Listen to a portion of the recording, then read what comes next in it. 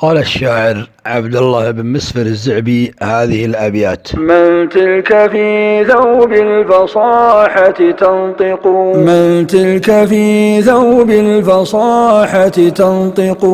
وجمالها بين العوالم يشرق، تمشي على بعد وفي أهدابها حرف على رغم الأسى يتألق، تتراقص الكلمات حول جفونها وجبينها تحت الأشعة يعرق، واستشعرت فقد الأحبة فانطوت ألما وهذا الفقد شيء محرق، أخذت تفكر في الزمان وأهله وزمانها فوق المجرة معرق، كانت على الأطلال يندى صوتها والشعر حول بيوتها يتحلق، جمعت كنوز الفخر في أثوابها وخيولها طول المدى ما تسبق،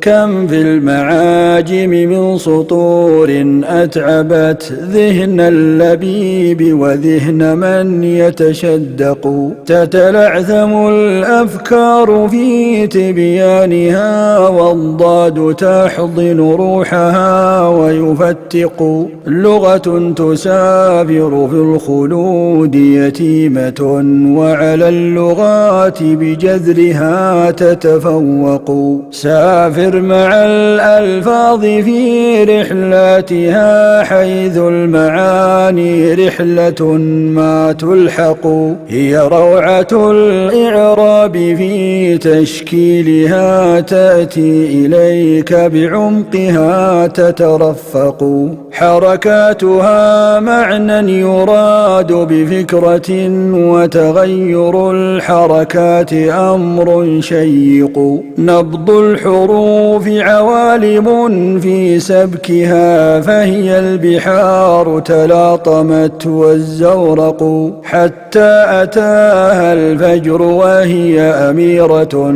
فغدت ملاكا ثوبها استبرق، لغة بآيات الكتاب تشرفت وحروفها من كل سحر تبرق، حضنت حروف الوحي وهي جديرة والعطر من أردانها يستنشق، والحرف في القرآن أعلى قيمة يبقى وفي الأخرى يرى ويحقق، صارت وعاء للنبوة كلها والماء من تلك النبوة مغدق، كم سافر العلماء في أنحائها وحصانهم بين الروابي مطلق، هذا وقد قتل الضياع حصانها وبقت تجرجر في الطريق وتوثق، تتناثر الكلمات وهي حزينة وحروفها بين المدائن تطرق، أكذا الجميلة في الوهاد طريدة ترمى بأنواع العداء وترشق، حتى إذا تعبت أتاها فاتك يأتي بسكين الضياع ويخنق، ويجرجر العذراء من أثوابها ودماؤها من غفلة تتدفق، ترك الفتاة على الطريق جريحة تبدي الأنين لمن أتى وتحدق، حتى أتاها ناصر من أهلها وعلى العروبة والفصاحة مشفق، يدنو وتدنو عبرة من قلبه ما للفتاة على الموائد تصفق، أخذ الفتاة إلى المنابر قائلا أكذا تجرجر في البلاد وتحرق، مسح الدموع بكفه فتهللت وجبينها رغم المآسي مشرق. نبض الحنين بحرقة